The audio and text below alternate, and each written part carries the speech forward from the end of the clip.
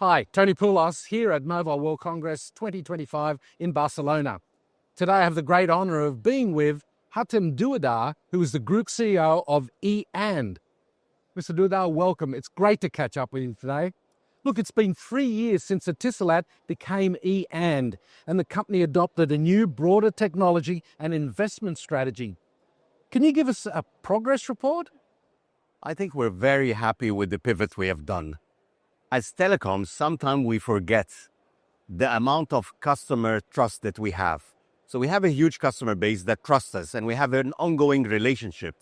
And this gives us the right to play into many adjacencies. As an industry, we have been constantly disrupted. I've been in the industry for very long. Decades ago, we used to have SMS as a key revenue contributor. That's gone. Even voice is gone.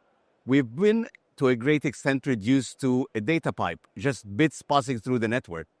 But using our customer base, we think we can do a lot more, and we see it in our numbers. Our numbers have been improving year over year. Have things worked out as you hoped and expected? I think it's working up even a little bit better than expected. We are very ambitious, but we are really rewarded by the trust we have from our customers, and the fact that not many operators are doing this. So when we do it, we find that we can build partnerships very fast, and that even helps us accelerate further. Communication services are increasingly vital to every economy, yet many telcos appear to be struggling to grow their business and achieve a strong return on investment. Why do you think that is? I think it's a level of ambition, and I think also it's the concentration in the market. So we see some markets, and especially in Europe, for example, with 4 or 5 players, that doesn't allow for the economy of scale to be able to invest enough to have good quality of service and then invest in additional businesses. But in markets, for example, the US, which is a huge economy with only 3 operators, or China, a huge economy with 2 operators, there is enough money for the operators to get returns of investment, invest for the future generations, and also be able to invest in some of the adjacencies. How is the recent surge in AI engagement impacting your strategy? And how are you considering eAnd's role in the AI era? Do you need to invest in and manage a portfolio of data centers, for example? Look, AI has many components. So AI needs connectivity, needs energy, and needs the chipsets. So the operators, by having the connectivity, have a right to be part of that ecosystem. And then the other thing, as I talked about in the consumer space, is the customer affinity. Also, that is true in the enterprise space. There are many customers, especially small companies, that cannot have a chief AI officer or do their own AI program. So as a telco, having this customer base, we can do for them what they cannot do on their own. So this is really a great opportunity for telcos. So AI, I think, is divided into 2 parts.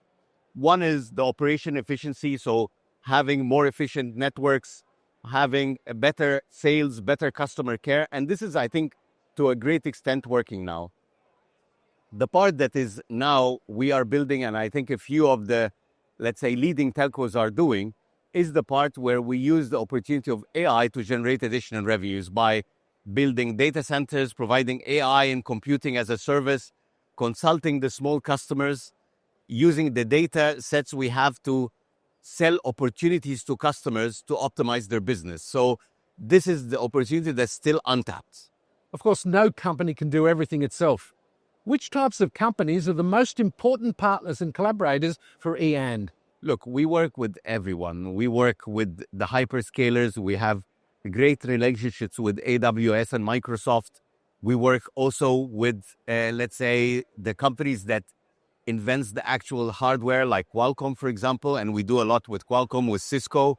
And of course, we deal a lot with system integrators and other companies. Of course, the infrastructure vendors that we have, the partners like Ericsson, Nokia, and Huawei are also very important. So it's a very rich ecosystem where we deal with a lot of people, and it's impossible to say that we'll do everything on our own. But I think where we find it's very important that in the relationship with the customers, we try to stay on the front of that relationship with the customer and not at the back of it. And how do you plan to grow the influence that eAnd has on the international digital tech sector? What can we expect next from eAnd?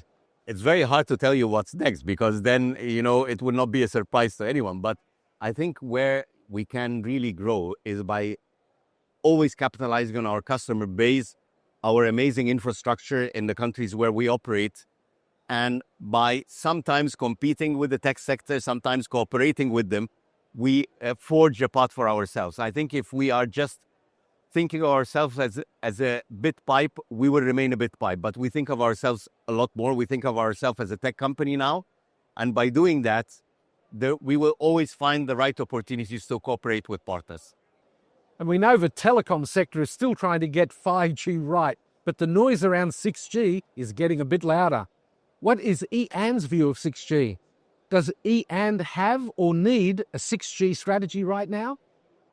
We are actually working to understand what will be the capabilities and the positive impact that 6G will have. We were the first operator to have 3G in our region, first to have 4G, and the first to have commercial 5G. So we believe in being at the early stage of a technology allows you to do it much better because you accumulate learnings a lot faster than some of the other players.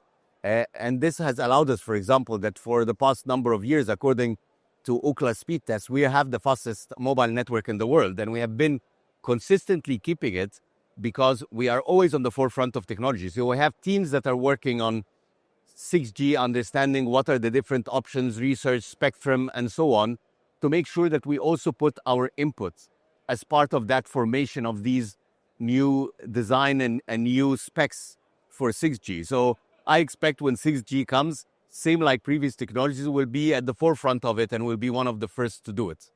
Mr. Duadar, this has been a very enlightening session. Thank you so much for being with us today. Thank you. Thank you. It was a wonderful conversation.